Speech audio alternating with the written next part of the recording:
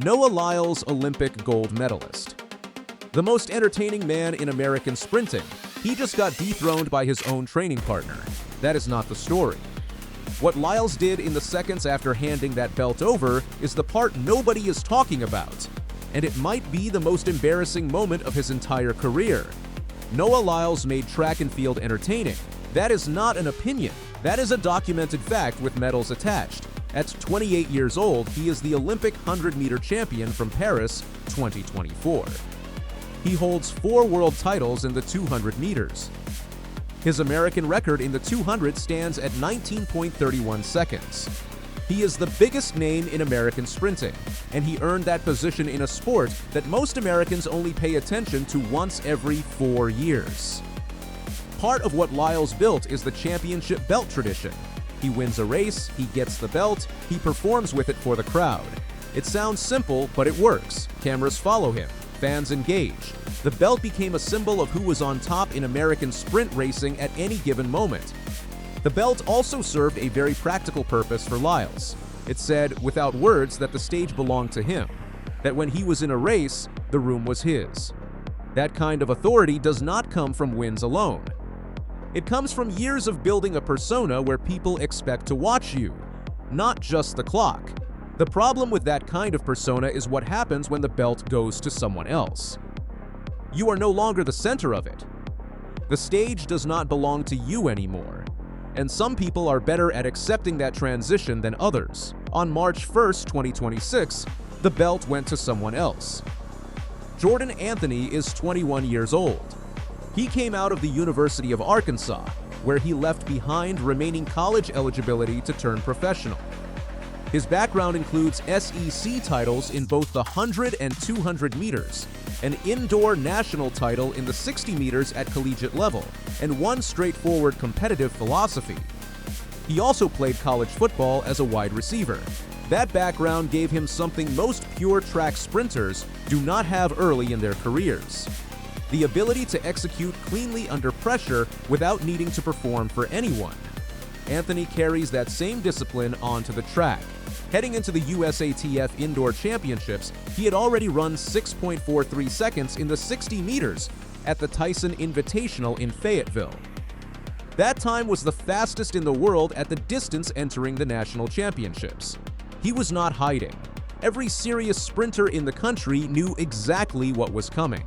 The 60-meter final at the Ocean Breeze Athletic Complex in Staten Island was short, as 60-meter finals always are. Trayvon Bromell, the 2016 World Indoor Champion, was also in the field.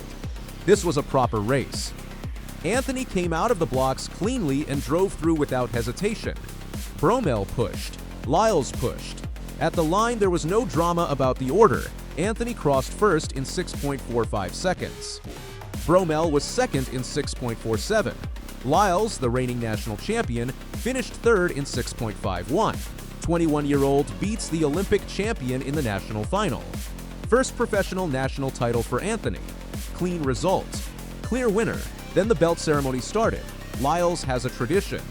When he wins, he gets the belt. When someone else wins, he hands it over. So after Anthony crossed the line, Lyles brought the belt out and gave it to him. That part was fine. That was the right thing to do. But then Lyles did not leave. Anthony stood there holding the belt, looking down at it, quietly working to wipe the fingerprints off. Any athlete who has just won their first professional national championship deserves 60 seconds to feel that moment, to hold the thing, to not have an audience pressed against them. Lyles stayed next to him, kept talking, kept cracking jokes, kept performing. The cameras were still rolling. The crowd was still watching, and Anthony kept his head down, focused on the belt, waiting for it to pass. He did not engage. He did not look up. He did not give Lyles a reaction to work with. He just kept cleaning the belt. The footage moved online within hours. There is a difference between being entertaining and being unable to step off the stage. Lyles has always been on the right side of that line when he is winning. In Staten Island, he was on the wrong side. He lost the race, he handed over the belt, and then he stood next to a man who had just beaten him and continued to make the moment about himself. That is not villainous. It is human, but it is also uncomfortable to watch. When reporters asked Anthony about his relationship with Lyles after the race, he did not attack. He did not go anywhere near what happened during the belt scene. He gave a calm, measured answer that somehow landed harder than a direct complaint would have. He said, "I enjoy training with Lyles. It's a great mutual relationship between each other." Of course, we're going to talk smack. The sport is soft if we don't. So I'm bringing football mentality. He's just bringing old age right now. That last sentence is doing serious work, not heated, not dramatic. Just a 21-year-old looking at a 28-year-old and saying the gap between them is simply time moving in one direction.